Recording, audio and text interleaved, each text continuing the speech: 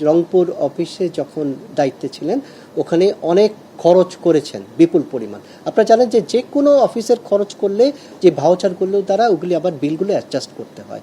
উনি স্বল্প সময়ের মধ্যেই বদলি হয়ে অন্যত্র চলে আসেন, যার ফলে সবগুলো বিল যে ভাউচার দ্বারা অ্যাডজাস্ট করা ওগুলি কিন্তু নিচ থেকে নোট পুট আপ করতে হয়, সাথে ভাউচার সংযুক্ত থাকে এবং যে খরচটা হয়েছিল এটা যথাযথ অনুমোদন নিয়ে হয়েছিল এগুলো কাগজ দেখে এগুলি অ্যাডজাস্ট করতে হয়।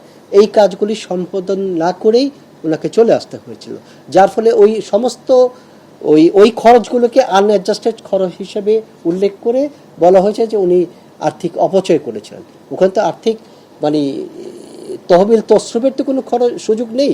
টি প্রতিষ্ঠান ঋণ নিয়েছে ফার্স্ট সিকিউরিটি ব্যাংক থেকে, সেই প্রতিষ্ঠানে ওনার ওয়াইফও ওই প্রতিষ্ঠানের সাথে জড়িত, ওনার নাম কিন্তু ওই প্রতিষ্ঠানে নেই।